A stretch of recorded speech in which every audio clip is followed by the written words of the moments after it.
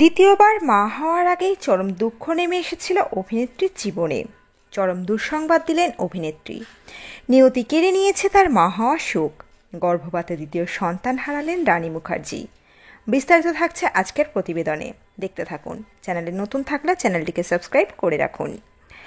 বলিউড অভিনেত্রী রানী মুখার্জি আদিত্য চোপড়াকে বিয়ের পর থেকেই অভিনয় বেশ কমিয়ে দিয়েছেন। এখন তিনি এক কন্যা সন্তানের মা। তার এবং আদিত্যর একমাত্র সন্তান আদিরা চোপড়াকে মানুষ করার জন্য রানী এখন খুবই বেছে বেছে কাজ করেন। তবে দ্বিতীয়বার মা হওয়ার পরিকল্পনা ছিল রানীর, কিন্তু নিয়তি কেড়ে নিয়েছে তার দ্বিতীয়বার মা হওয়ার সুখ। এই দুঃসংবাদ জানালেন অভিনেত্রী নিজেই। সম্প্রতি মেলবোর্নে ইন্ডিয়ান ফিল্ম ফেস্টিভ্যাল 2023-এর আয়োজন করা হয়েছিল। সেখানে প্রধান বক্তা হিসেবে বৃহস্পতিবার রানী উপস্থিত ছিলেন। এখানে তিনি জানান, গর্ভাবস্থার পঞ্চম মাসেই তার মিসক্যারেজ হয়ে গিয়েছে। তিনি তার দ্বিতীয় সন্তানকে হারিয়েছেন। এই ঘটনা 3 বছরের পুরনো। 2020 সালে তিনি দ্বিতীয়বার গর্ভবতী হয়েছিলেন, কিন্তু করোনার সময়টা তার জন্য ছিল অভিশাপের মতো। রানী জানিয়েছেন, তিনি যখন 5 মাসের অন্তঃসত্ত্বা ঠিক তখনই ঘটে যায় এই দুর্ঘটনা, কিন্তু তিনি কখনোই এই বিষয়ে প্রকাশ্যে আলোচনা করেননি।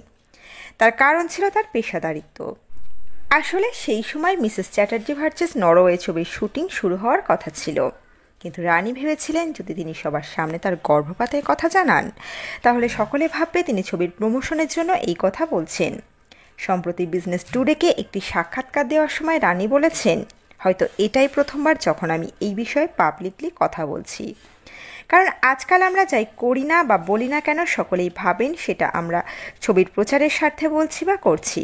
আমি তাই ইচ্ছে করেই আমার ছবির প্রচারের সময় এই কথা বলিনি। কিন্তু এটা 2000 সালের ঘটনা, যখন চারিদিকে মহামারীর প্রকোপ চলছে।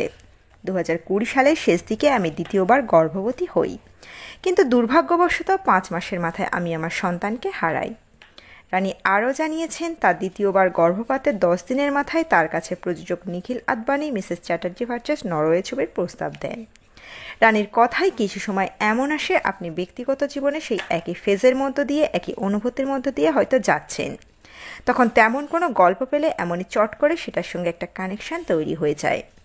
আর তাছাড়া আমি কখনোই ভাবিনি যে নরওয়ের মতো দেশে একটি ভারতীয় পরিবারের সঙ্গে এমন কিছু হতে পারে। তো বন্ধুরা, এই আপডেট ছিল এতটুকুই। খুব দ্রুত ফিরে আসবো এরকমই নতুন কোনো পর্ব নিয়ে। দেখতে থাকুন, চোখ রাখুন অজানা গল্প চ্যানেলে।